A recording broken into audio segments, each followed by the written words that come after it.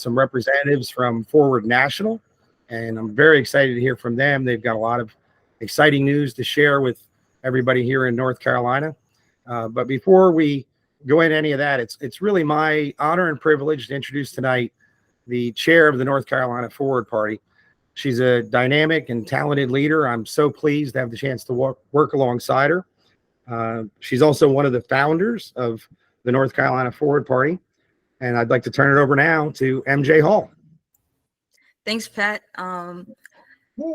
It's great being here with all of you, and it's amazing being here with my best friend that I started this with, Preston Ellington, too. You know, P-Dot, who would have ever thought that we'd be here today from us meeting one time and deciding to do this, you know?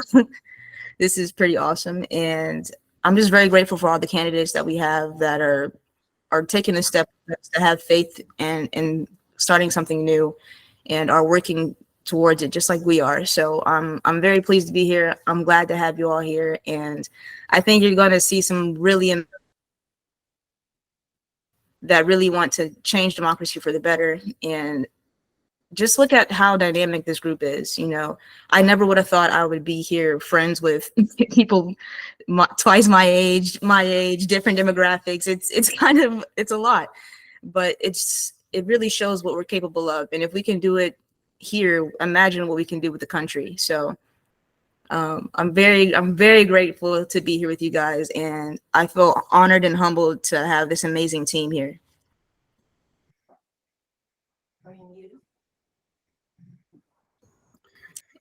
That's great, MJ. Thanks so much. And maybe if you could tell us a little bit about the work that's happening in North Carolina. I know we're gathering signatures. Maybe you can share some information on that with the folks. Yeah, so signature gathering, I'm sure a lot of you know we need around 13,500, which really means we need 20,000. And we are pretty much volunteer based right now. You know, we have some hardworking volunteers going around door knocking for us, collecting those signatures. But I think that with the help of all of you and NC Forward and our dedicated time together, we can really, you know, get that number, no problem. And we have these amazing candidates here that are essentially going to help us do that. And I want to give them the best opportunity that they can have with NC Forward. So I agree, Preston, we can definitely do it if we work for it. So we're starting college chapters as well. We're just trying to reach out in many different avenues to show people that they can have a front row seat in politics. You know, they don't have to just sit in the driver's seat, and that we can actually do this. So, you know, we do need a lot of signatures. So I'm hoping that some of you will help us with that. And whenever you're out and about at an event, you'll get some signatures for us, because we do need a lot. And, you know, I'm pretty, I know a lot of volunteers are working overtime to do it. So any help you can contribute to that would be great. Thanks, MJ. That's awesome. And I know you and a lot of our other state leaders are working on different college campuses.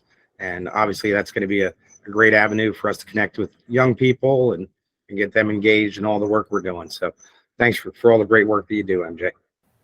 Thank you so much. And yeah, I'm hoping we get on college campuses soon. We have a couple in the works. I don't want to shout anybody out on the call, but some people on this call are working on that right now. And I'm fairly confident that it's going to blow up in the next couple of months or so. Awesome. Good stuff. So like I said, we also have three of the leaders of the National Forward Party that are joining us here tonight, and they're going to give us an update on some of the great work that's being done across the country. We have Christine Todd Whitman, who's the co-chair of our national party. She's also president of the Whitman Strategy Group, and she's a two-term governor from New Jersey, where I'm originally from. So thank you, Governor, for your service. We also have Maryfrances Metrick, who's a member of our national board. Maryfrances has a strong background in finance, and she has a degree from Penn and a law degree from Villanova and a fellowship from Harvard. So she's ready to do a lot of great work to help the Forward Party. And I'd also like to now turn it over to our CEO, Lindsey Drath. She's the CEO of the National Forward Party. She's worked on Senator Romney's presidential campaign. She's also served as a finance director of over a dozen different Senate and gubernatorial campaigns. So with that, I'll turn it over to you, Lindsey. Thanks, Pat. Thank you, MJ. And thank you to everybody in the state of North Carolina. I spent a very short period of time in my childhood in Laurinburg, and then spent my summers at a YMCA camp in Arapahoe, North Carolina, that my siblings went to, and now my kids go to. So we have very close ties to North Carolina in my family, and actually my folks and my sister are all in South Carolina, just south of y'all. So really, really excited to see all of this happening. And Pat referenced my experience on the Romney campaign. North Carolina was one of my states in my region on the Romney campaign, and it was the only swing state that the Romney campaign won. So we were very proud of the work that the people in North Carolina did. But the reality that we all know now is folks like Governor Romney, or recently I was in and even Governor McCrory, are not the sort of folks that our two-party system is putting forth. They're putting forth candidates that are more and more extreme, representing the extremes of our two-party system, and our incentive structures, and the way our political structure is actually is put together. It is further incentivizing those divides and people to moving to the far extremes. And you see that in a lot of the candidates right now that are being advanced by the two-party status quo. So the folks who are on this call today that are running, you all are extraordinary, putting yourselves out there, putting your families out there. Thank you to you, but thank you to your families and your networks who are supporting you as candidates. It's a tremendous sacrifice, and we need it. But I want to give you guys a couple of statistics, because I think this is always fun when you talk to people about how you're leading as a volunteer in the Forward Party. Give everybody kind of cocktail party talking points, right, to get people in a frame of mind. So right now, and go ahead and put it in the chat. Do you guys know what the approval rating is of Congress right around the country? Anyone have an idea of what the approval rating of Congress is? So it's 23. It is 19% right now. Yeah, Gallup's most recent poll has it at 19%.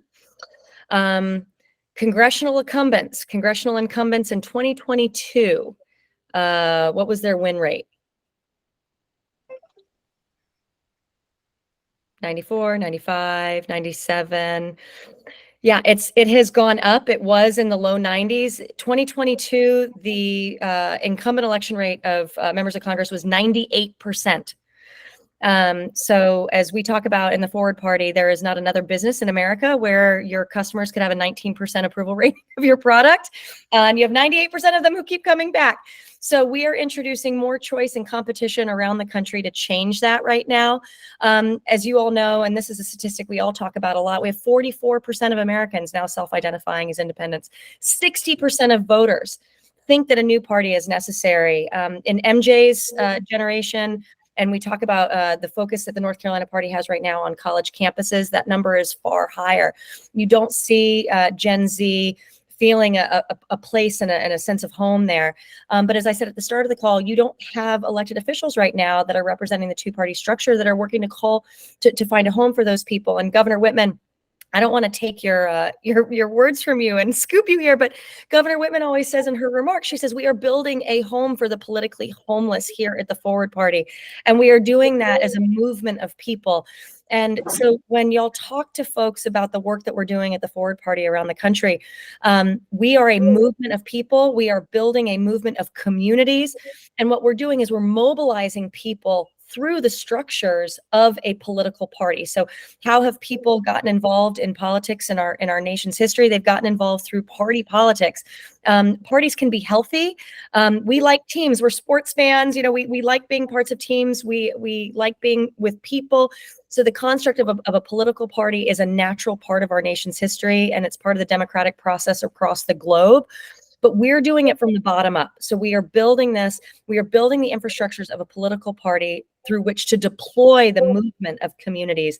And then we are going to look to the fantastic candidates that are running as Fordists around the country, like those that we're going to hear from tonight. And we're going to say, look at all of these wonderful people. This is the story of who we are as Fordists. This is the rich tapestry of Americans that are coming together to say, look, 19% isn't good enough. And for the majority of Americans to feel that they have no home in the two-party system is not good enough. So we're building this around the country. North Carolina is just a huge bellwether. You all have been for the last few political cycles, and it's no different with the introduction of a new political party and running candidates outside the two-party system. You all will be a bellwether for the success of this work, and so we are so grateful to have strong leaders who are driving on this. So grateful for Pat and MJ and the rest of the team. Cannot wait to hear from the candidates tonight. You all are, again, as I said at the beginning of my remarks, you all are extraordinary. Thank you to your friends and your family and your communities for supporting you all on that journey. And excited to turn it off over to Governor Whitman. When I scooped your remarks, Governor, I'm sorry, I took you. Okay, well, thanks, Lindsey, but you left out it's not just a home for the homeless, but hope for the hopeless. But, we're right now where our founding fathers warned us about. We're in the place where they said, be careful. They knew that, and they feared that what would happen is that parties would start to become more important than solving problems. Keeping your party in power would be more important than solving the people's problems. And that's exactly where we are today. And that's why Congress has such a low rating, because people are saying, what are you doing for me? You're not doing anything. And the reason for that is because the two parties have such control over what candidates can and can't say and the issues they can and cannot bring up. I've told the story many times, but when I ran after I won re-election in 97, I was asked if I would run for the United States Senate. So I went down and talked to the Republican Senatorial Campaign Committee in 1997. And I was told in no uncertain terms that if I even said one word about campaign finance reform, I'd get no support from them. I mean, that's the kind of control that the parties are exercising these days. And that's why what Forward is doing is so important. We are building from the ground up, and we're doing it in a way that empowers people at the local level and gets and ensures that we have candidates who are talking to them and talking about the issues that are important to them. And that's one of the challenges you face. I understand that. When people say a party, okay, you're a party, what's your platform? And to explain to them that from the national perspective, we're a party of principles. They're pretty straightforward. Respect for the rule of law, uphold the Constitution, be willing to work with whomever it takes to solve the people's problems, and work to change the way we choose our elected officials. For us, primarily, it means open primaries and ranked choice voting. There are other ways of opening the process, fusion voting, things like that. But it's important that we start to break the two-party, the duopoly's control over what candidates we get to vote on. And what's happened when you have ranked choice voting, what we've seen is, first of all, you don't get the nasty campaigns because everybody wants to be liked. You want to be at least the second choice of everybody, if not their first choice. And that also tends to mean that they talk about the issues that are important to you. And that's where we are different, because we let the states pick the issues of importance to them. What's important to you in North Carolina is not going to be as important probably in my state of New Jersey or in Arizona. And we should welcome that and recognize that. The work you are doing as part of Forward is an empowerment.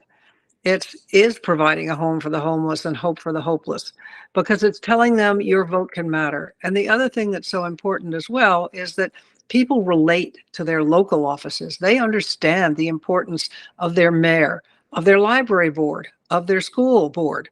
They know that they are making the decisions that most immediately impact their daily lives.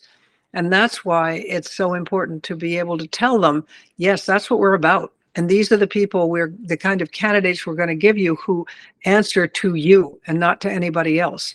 Because if you tell people we're going to change Congress, they'll roll their eyes and say, forget it, Washington's hopeless. I mean, we will support congressional candidates who believe in what we believe in and are willing to move in that direction.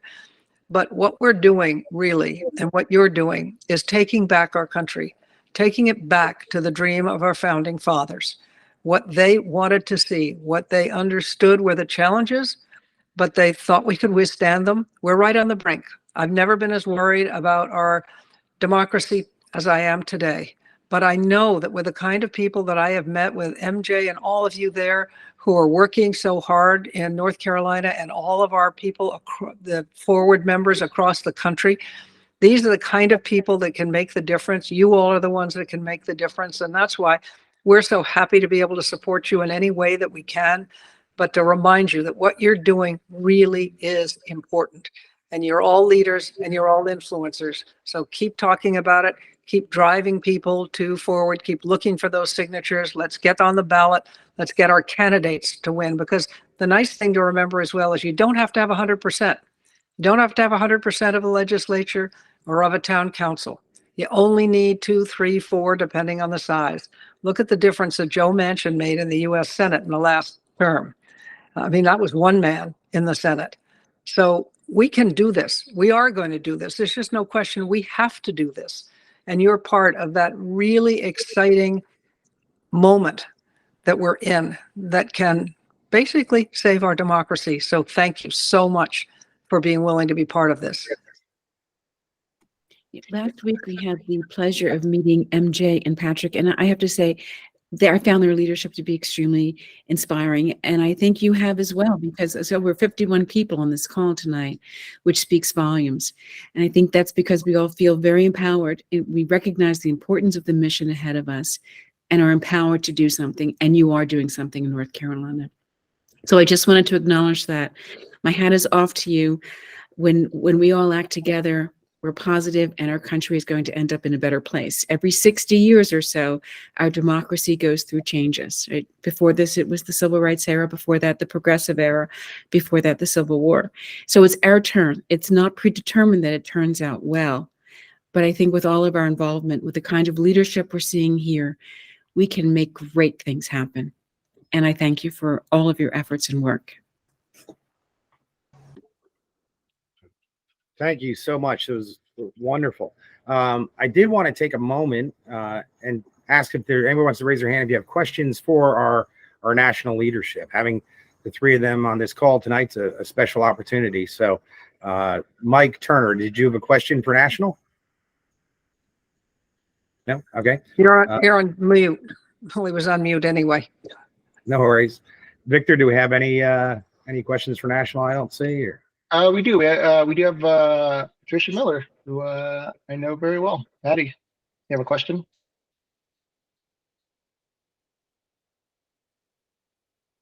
You might be on mute if you're speaking. Looking for her mute button. Still on mute. It's okay. Any others? We can come back to Patricia. Gilbert, what's your question for national? Yeah, hope you can hear me fine. Mm-hmm. Yes. Okay. Hey, have you ever thought of having on the website a place where people can call in and ask questions and that sort of thing, or try to leave? Right now, there's really no way someone who gets on our national website to inquire. There are posts of meetings and so on, but there's no way. I think there could be a way set up that volunteers could answer questions from people who call in if you had a call center for that. I know a lot of people would volunteer for that. The communications issue of a person who gets into this organization is they can take months for somebody to reach somebody, except for going through these meetings now. And once they get involved in the meetings, they can get a hold of somebody. But outside of this, there's really no way for someone just to call somebody and ask questions. Gilbert, I'd like to acknowledge that I got your letter today at the office, and thank you for that. Oh my, did you read it? I did read it. Thank you. I'm in shock. Well, now you know what my mission is. So there are always challenges in a startup related to communications and customer communications, and I wanted to let you know I got your letter. Thank you. I cannot tell you how long I've tried to get a hold of people. If you read the letter, I'm not going to bore everybody with the details, but as long as you see it and you share it, my situation is real. I literally could not get a hold of anybody for months.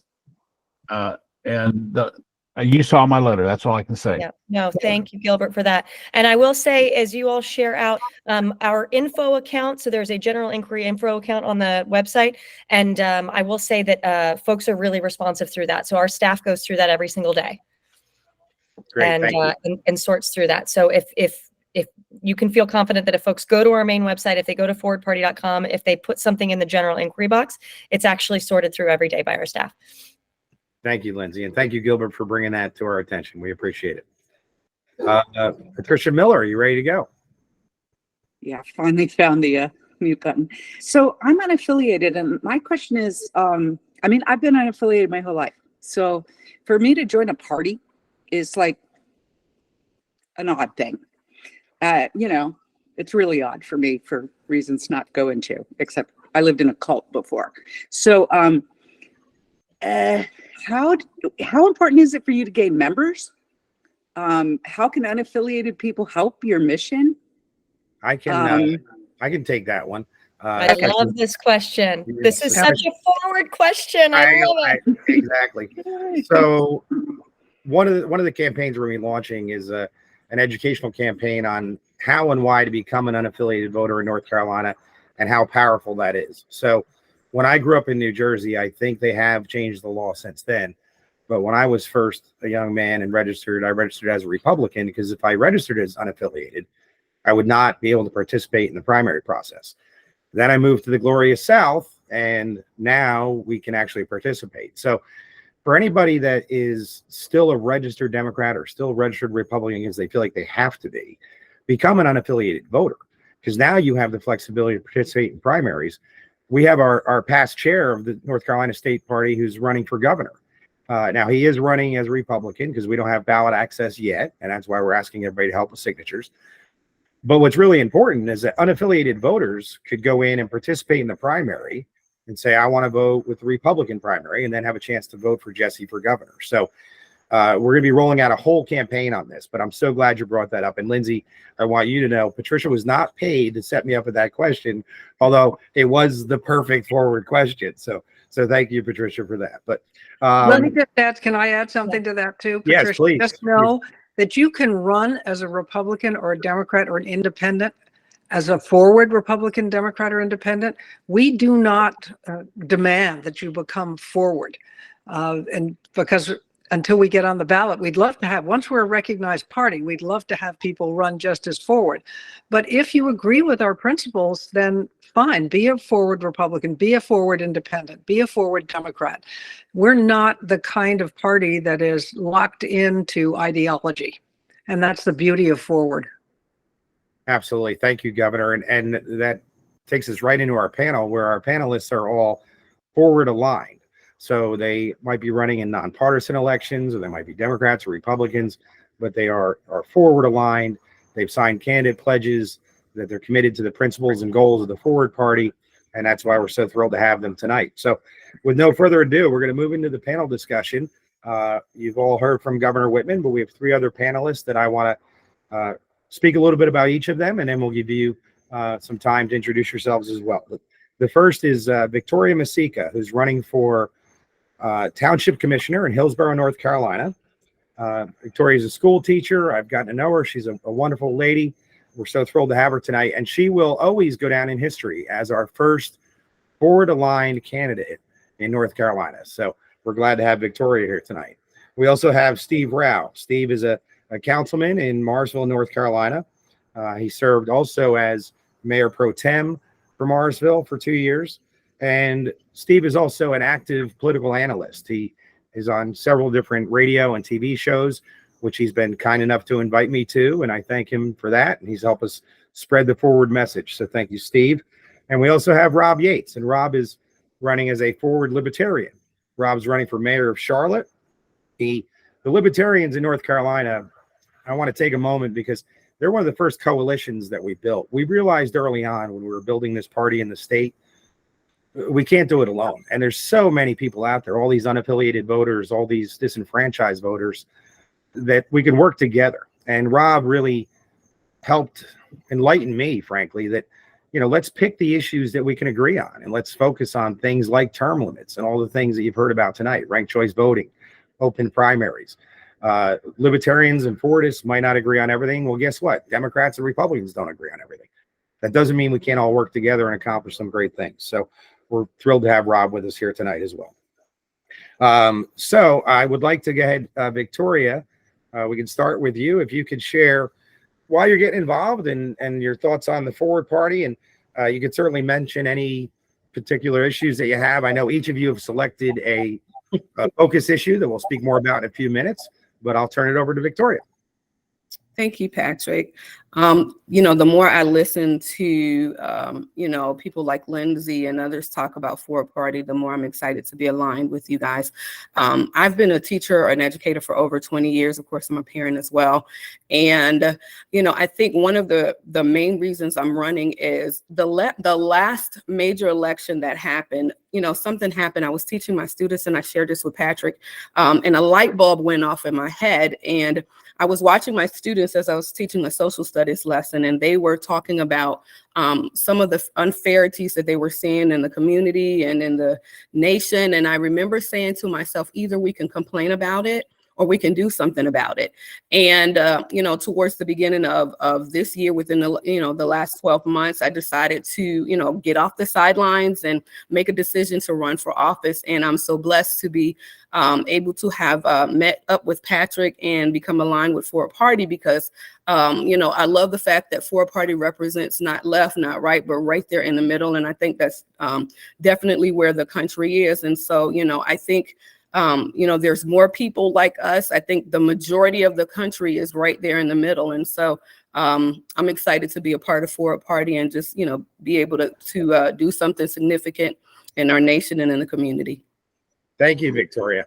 And I should add, Victoria and I connected through the Good Party, which is another coalition that the Forward Party's built. The Good Party is about empowering people to run for office as independents.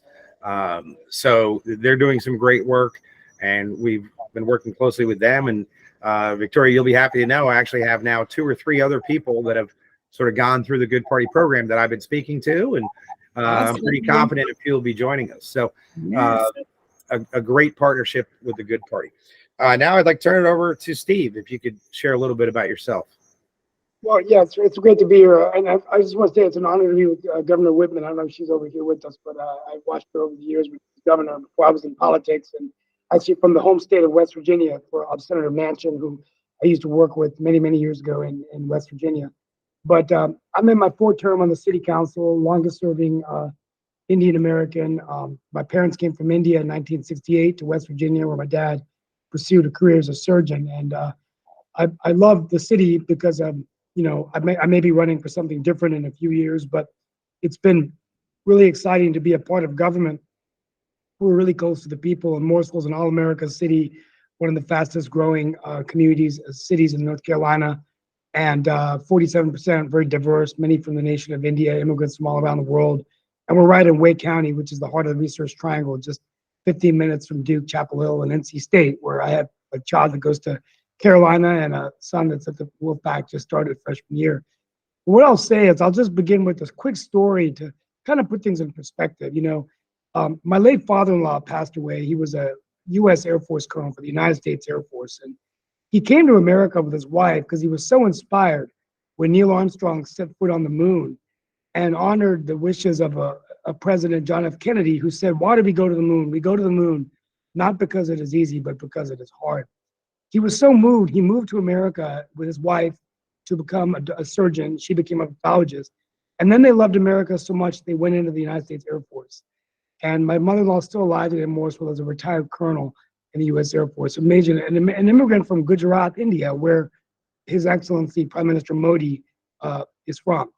And just last week, India landed the first spacecraft on the lunar pole and joined the 4th nation to become, join the Soviet Union, China, United States as a global space power. And the reason I tell that story is that when you look at like where my parents came from, it was unheard of 60 years ago for India to be able to go on the moon, to have 60% of its population under 26, billions of dollars being spent on internet access and roads and infrastructure. And I'm here today with the Forward Party because I believe that we're so busy beating each other up. We're more worried about what Donald Trump is doing, the former president, than setting a vision and agenda for all of America. And I just want to begin today, when we begin this thing, to ask ourselves, if some immigrant around the world, like my late father-in-law, was watching, would they want to come to America? Would they want to come to this country? So we have an obligation as the world's oldest democracy to be an inspiration to the millions around the world who wanted to come and do great things. I know we're better than what we're getting right now, but the fact is the extreme right and left have taken away our democracy. And so, that's really my opening statement. And I'm glad to be here with all of you to talk about some of these issues and how we can use these issues to come together as Americans and lay out a vision for our country that's bold and one that we can be proud of, and one that we can pass on to future generations of Americans. Thanks, Steve. Good stuff. So good to have you here on the call. And now I'd like to have Rob Yates take a moment to introduce himself. Hello, What's up, Rob. Robbie? How's it going? Thank you. Thank you for your time. Thank you for having me. Thank you, MJ and Patrick, for putting this together. I got to be honest, when Patrick was like, and then Rob with the Libertarians, I was like, oh, what's he going to say? I don't know what we've been accused of. Probably true, unfortunately. I thought I would take it easy on you. It's a new group, Rob, but trust me. Maybe we're gonna stick around after 8 and have some open discussion, just so everybody knows. So then we can dig in a little bit with the Libertarians. And it's what we love to do. I think people are learning. So I in my campaign, I was chatting with the District 4, my district city council, one of the candidates, the Democrat candidate this weekend, and she was like, what is a libertarian? And it's something that I'm working to fix. I'm the communications director for the Libertarian Party. We have a lot of disagreements philosophically. We love to argue, but we are all bound by what was on the slide earlier, something called the non-aggression principle. And what that basically means is don't hurt people and don't take their stuff. And that's it.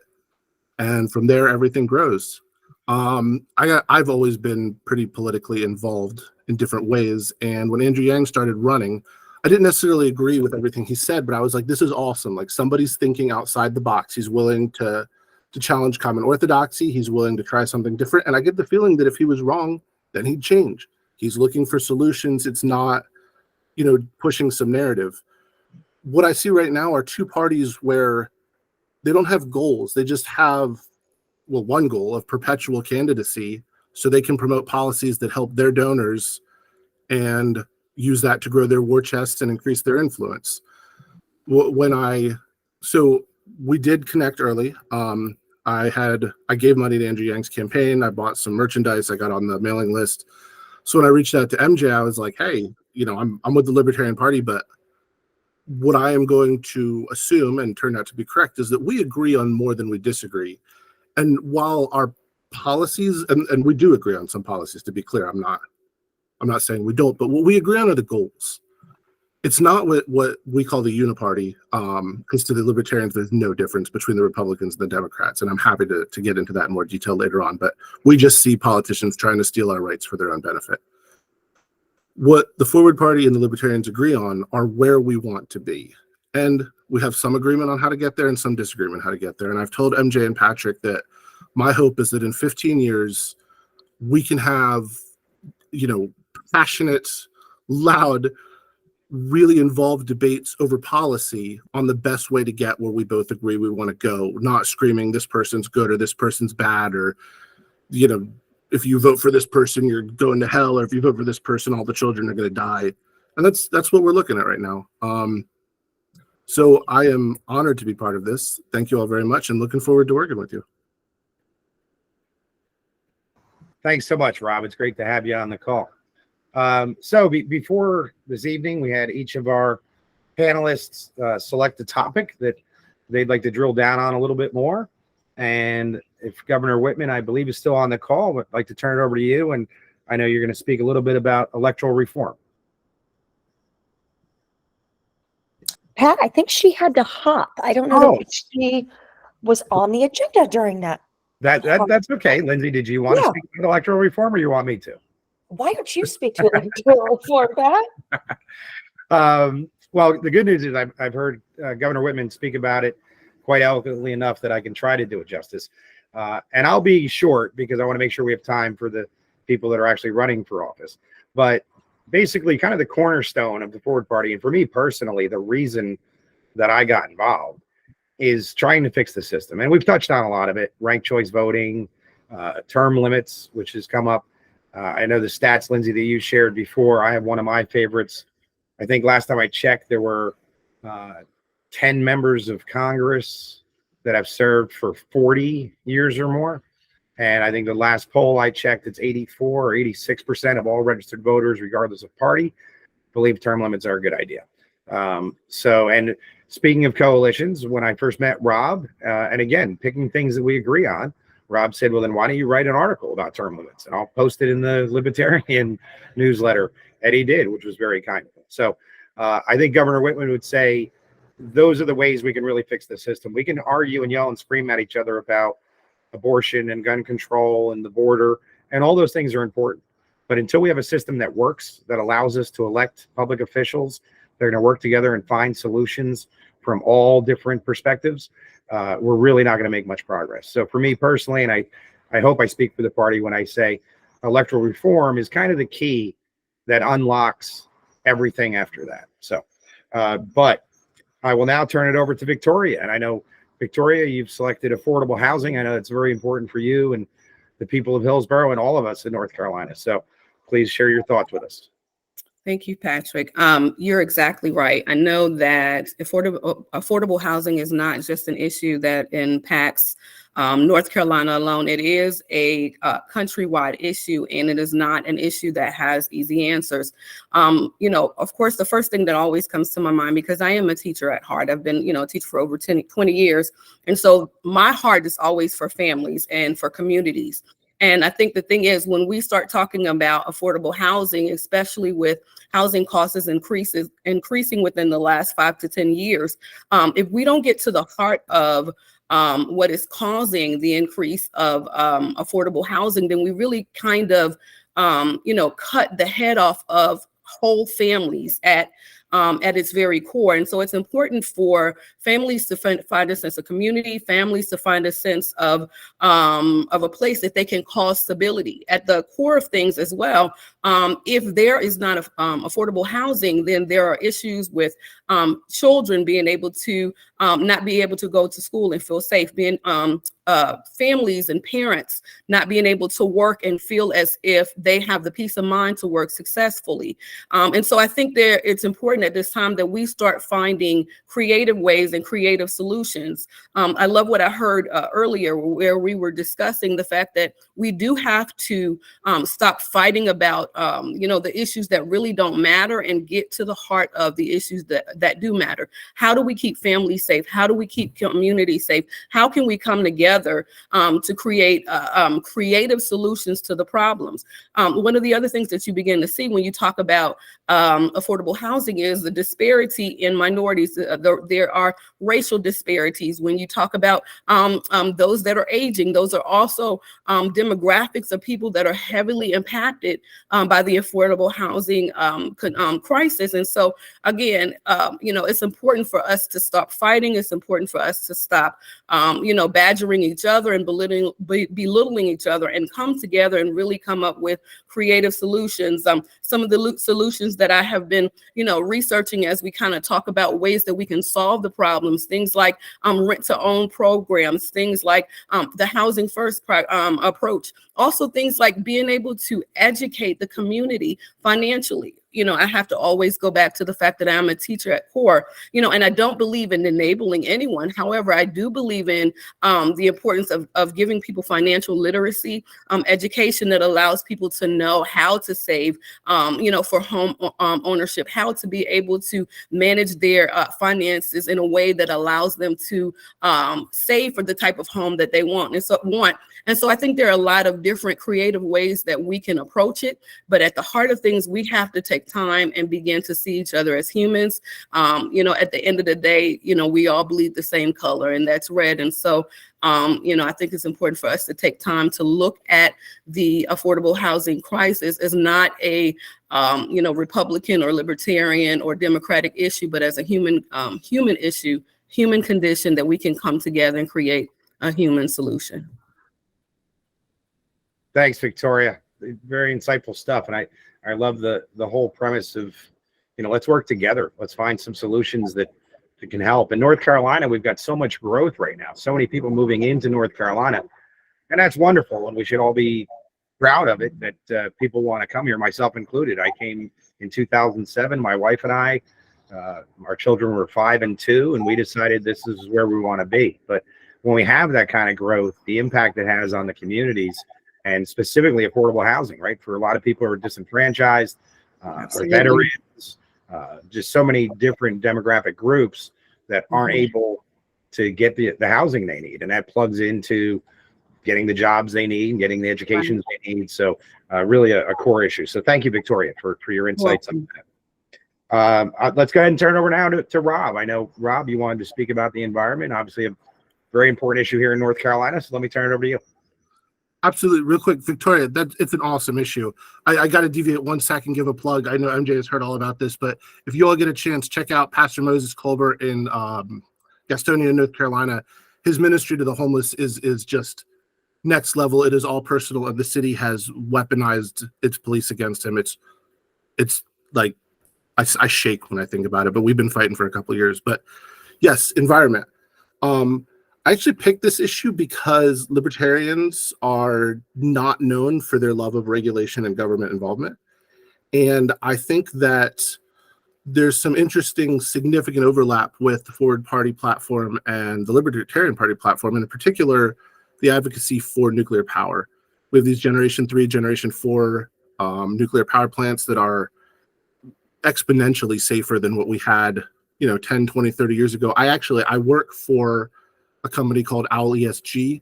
We are very much interested in looking for free market solutions to help the environment. And nuclear power is about as close to clean as you can get.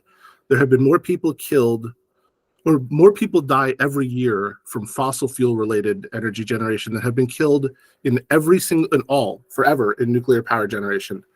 And then if you go check out who funded, for example, the Greenpeace lobby against nuclear power, up until 2015, ExxonMobil was their biggest donor. So ExxonMobil's giving to Greenpeace to try to stop nuclear. That right there should tell you something.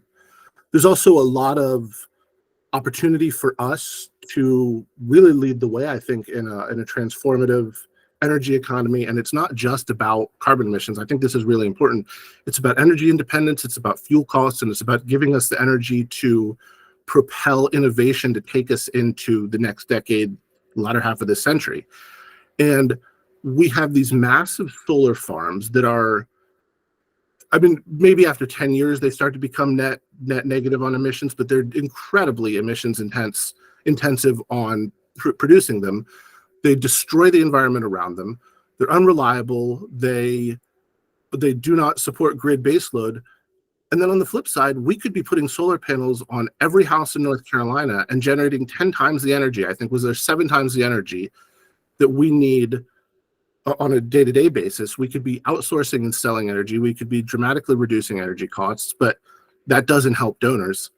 We have wind farms going up on the side of North Carolina. If you want something eye-opening, Google how many whales have died this year because of wind farms off the coast, because of the sound that it produces messes with their sonar. They beach and they die. And it's the environmental movement used to be sort of the rebellious, come from the bottom movement, and it has become more than mainstream. It has locked itself into politicians, and it has no regard for hypocrisy. But what that does is give the anti-environmental lobby an opportunity to dismiss everything that the environmentalists are saying, which is just as dangerous. So we have two sides that really don't care about the impact of what they're doing. And I saw the Forward Party's plan, and I was like, hey, these are common sense solutions that we could get behind right now that are truly pro-human. So really looking for opportunity to do this in Charlotte. Actually, one of my planks is we have 3,000 bus terminals. I would like to put a solar panel on every single bus terminal and connect it to the grid and use that to reduce people's energy costs. Love that idea, Rob. Very cool. And now I'd like to turn it over to Steve. Steve, I know you've got a great background in your professional career and in your political career. Economic development, I know, is near and dear to your heart. So I'd like to turn it over to you for a few minutes to share your thoughts on it. Yeah, absolutely. And affordable housing is a great issue. I think it's also an important economic development issue as we grow in North Carolina, having housing affordable and energy. Having we have in North Carolina our carbon plan that to get to carbon neutrality by the year 2050, which our governor signed off on, Roy Cooper. And it's going to take innovative thinking, renewables, and weaning ourselves off of fossil fuels, what I call an energy transition strategy. So this is going to be important moving forward. So let me take a minute to talk about economic development. I do a lot of the technology initiatives from Morrisville, smart cities, the Internet of Things. But today I find it ironic on the day I'm at the Forward Party panel, I spent an hour with John T. Chambers, the former CEO of Cisco Systems, who is the chairman emeritus now from my home state of West Virginia. I knew his family, his parents. This is the man who was basically one of the founders of the networking revolution. Took a company from 70 million to 47 billion, and over a 20-year period as the CEO acquired 180 companies. And the thing that John has been focusing with me and talking to me about is the acceleration of digital innovation, particularly in artificial intelligence. And the fact that as the former CEO and now the chairman of JC2 Ventures, he's seeing an unprecedented acceleration of automation, which is going to lead to rapid job loss. The CEO of IBM has said that 8,000 jobs will be eliminated at IBM because of productivity. But what made my day was the optimism that Chambers had, that when we had the internet come along, we actually lost jobs, but then we focused our human skills on where they would be more productive, and we ended up growing our GDP and growing more jobs. And so we can do that with AI, with training people that are displaced from work. So I think this is an important economic development issue for all of us to be focused on. How do we transition people back into the workforce? What are the skills of what I call the new jobs of the new economy? And as we do this, continuing to invest in broadband, which we are doing in North Carolina, with the governor getting $1 billion of the ARP money. And I want to commend President Biden for the infrastructure plan, $3 billion coming in to all over the United States on our trains, our airports, our ports. But that broadband is going to be important to also invest in rural North Carolina, rural America, because as Congressman Ro Khanna says from Silicon Valley, we're investing a lot of tech and advanced manufacturing in the urban areas, but the rural areas need investment too. And that rural-urban divide is really happening in North Carolina. We have a Democratic governor, a Republican legislature, a Republican Supreme Court, a Republican Senate, very divided government, and they're not able to work on these issues together. So I think that this is what excites me. There's an opportunity to get really focused in on, we're going to see a lot of change really fast in terms of these technologies displacing jobs that were traditionally done by humans. But the opportunity is training and retransitioning our workforce. I'll end with this. John says that in the next decade, we could create 15 million new jobs, but many of them are going to be in startups. So we need to create, for every company that we create in North Carolina, we create 5 jobs. So imagine our Secretary of State, Land Marshall, just after COVID, incorporated about 450,000 new business, new jobs in the state, and that's a really great thing. And the more jobs we have, and the more better housing we can give, then we're going to live happier lives as Americans. So, should an American be making $10 or $8 an hour? Should a family be living on $30,000-$40,000 a year? I think we all know the answer to that question, but we have a chance now to transition into a very productive workforce, but one that's valued. Thank you, Steve. Couldn't agree more. And a lot of good thoughts there. And again, appreciate all the work that all three of you are doing to try to help our communities. So we do have about 7 minutes left. I did want to remind everybody at 8 o'clock, I think the candidates have some time, and I know there's myself and several other state leaders from the party. We all plan to stick around, have some fun, answer any questions that people have. But we also will spend a few minutes at the very end for questions for each of the individual candidates. Before we do that, if Lauren, I believe you're on the call. Lauren is a member of our executive committee. He's also the treasurer of the state party.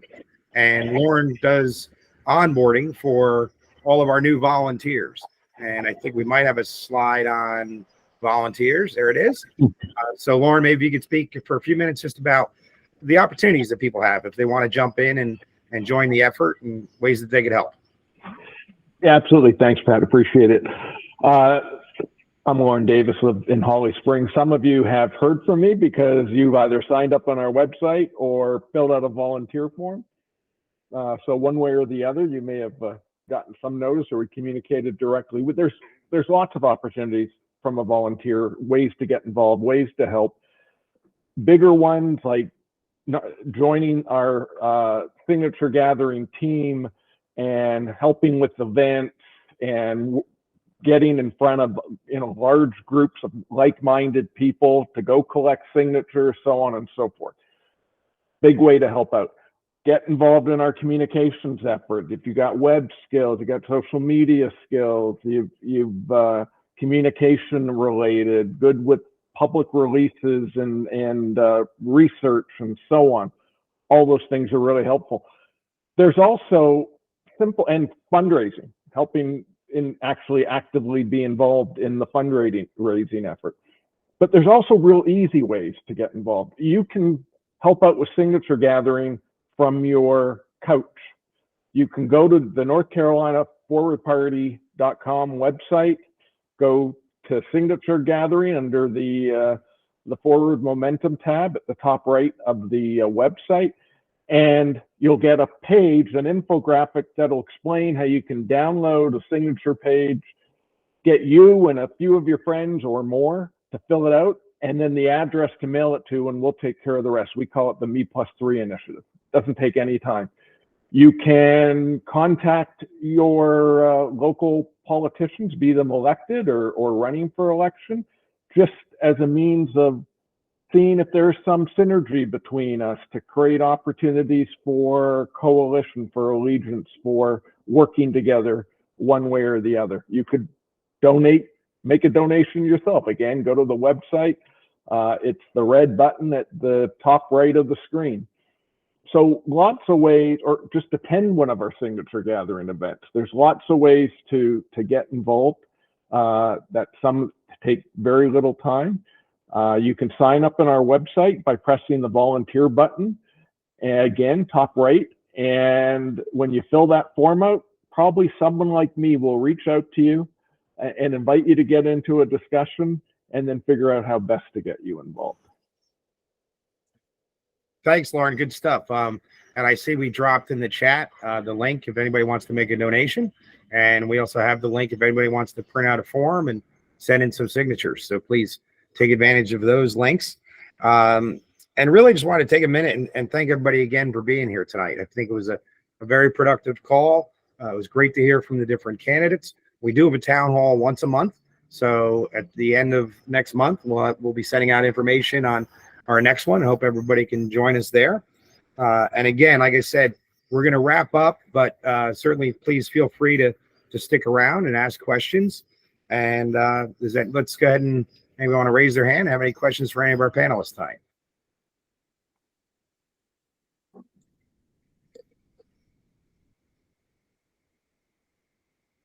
Anybody? Am I missing any? Oh. Patricia, go ahead. I'm curious what you feel the best messaging about ranked choice voting is for third-party candidates, third-party voters. I see it as kind of a necessary first step. And I'm talking to a lot of people in my advocacy work for RCV who very much want to vote third party and they want to do it now. And I'm to kind of feel like we need to give a mandate to the pro-democracy people in the country right now. So I'm struggling with that. If you could help me out.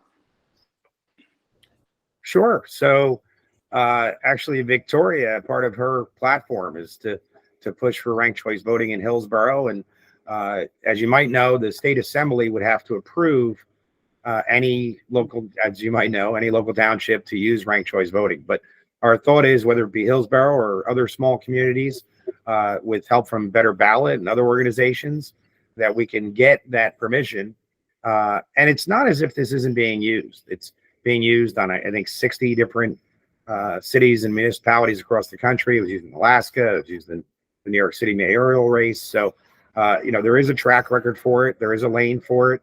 There's a lot of great organizations and people like yourself pushing for it in North Carolina. And it's a perfect example of one of those things we can all come together and focus on. I also personally, I'm using the term instant runoff, which John McCain used, and he's one of my heroes. You say ranked choice voting, people say, what are you talking about? You say instant runoff, at least it gives them the idea of, okay, that makes a little sense, and we don't have to have all these elections, and we can save money, and we can get more options. So that would be my answer to that. Gilbert, your thoughts? Yeah, I do this a lot. I do a lot of one-on-ones. I do really well at it, and I've experimented with a lot of things. And to a person that I don't even say I've had some contact with them, and I want to just say, hey, I want to take a moment and talk to you about politics. And of course, that's a no-no in most public situations. But I say, hey, there's some really good things happening in politics right now, and people aren't aware of it. I mean, there's a good movement happening in our country, and it's creeping through the country, and people are very interested in getting on board and pushing it. As a matter of fact, we've got a recent state that has come on board. And then I might go into this from different angles. I might immediately talk about what ranked choice voting is and talk about how great it is. And then I eventually get to third party. One of the things that works really well for me is I'll say, hey, picture the Senate with 45 Republicans, 45 Democrats, and 10% something else, or the House. And can you imagine if every person in every congressman had to walk across the aisle to sell their ideas? Imagine how all the pork and everything would be immediately eliminated when the other party says, you got to take this out, and I start talking like that, and that really gets people interested. That's just one of the things I do.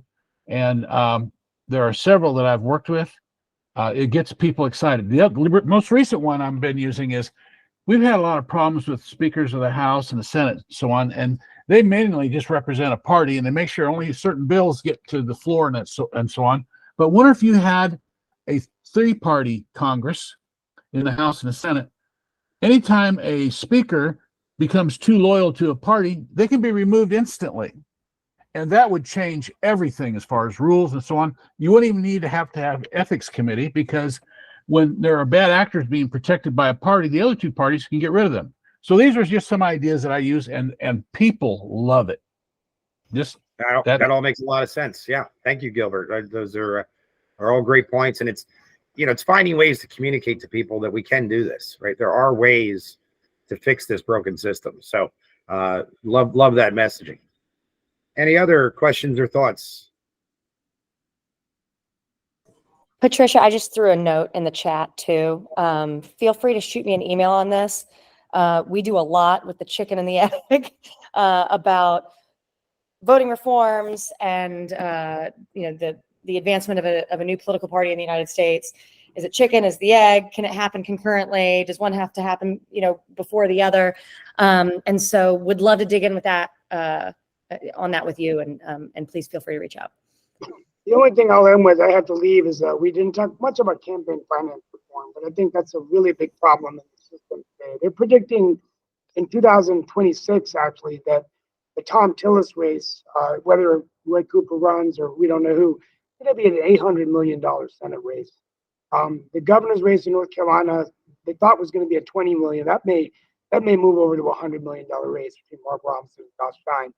So there's so much money coming in, and you think about it, in 2000, $2 billion was spent on federal elections. Today that number is $14 billion. So I think until that problem is solved, whether we amend the Constitution on Citizens versus United, anonymous outside groups are going to be able to come in, pour as much money as they want to get the candidates in of their choice, and the democracy of America will be really broken. And so we're seeing this. How many of you, raise your hand, get these emails, give me $1 at night. I just got a text from John Tester. I know it's not him. And I get a text from Josh Stein at 11 o'clock. I know it's not him. I text him and say, Josh, quit texting me. I'm not going to give you any money. And you really need that dollar before midnight, But it's just, the constant search for money, right? And that's just driving the extremes on both sides to win primaries. So if the forward party can work towards addressing that issue, I think it'll help all Americans. Now, campaign finance reform is a topic that comes up with us a lot. Citizens United is obviously a problem, but in the meantime, I wanted to share with everybody a resource that I use a lot. A website. It's actually an organization, but they have a website, votesmart.org. Very similar to the Forward Party. It was formed decades ago, but by some big Democrats and big Republicans. It's nonpartisan, nonprofit, and it's there just to provide information on elected officials.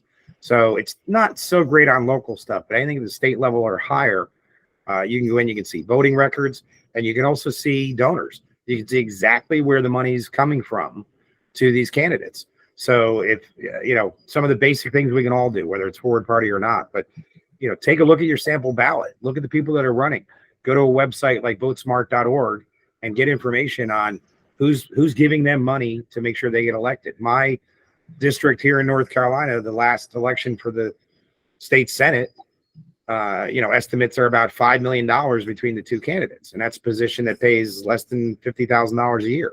So why are organizations all getting together and lobbyists and spending millions and millions of dollars for a job that barely pays any money? And we all know the answer. It's to buy that seat and have control for that party. And this is why we're trying to start a new party and start a new system. And thank you, Steve. I know you have to run, but campaign finance reform is a great example of things the Forward Party can focus on. Well, I thank you for all that you guys do. I'm always here to help. Whenever you want to thank all the panelists for coming and Patrick and Lauren for all the hard work. And thank you so much for everything you're doing.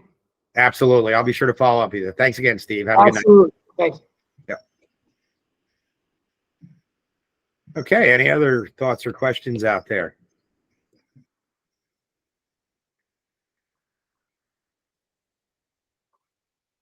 Seeing and hearing none, I think we can adjourn. But again, thank you, everybody. A wonderful night. So thank you to all the candidates and the representation from our national party. So great to have them with us this evening and celebrating MJ Hall as our new party chair. I know that was exciting for me and for all our leadership here in the state. She's doing such great work, and we're so glad to have her in that position. So thanks again, everybody. Have a great night, and we'll see you next month on the next Town Hall.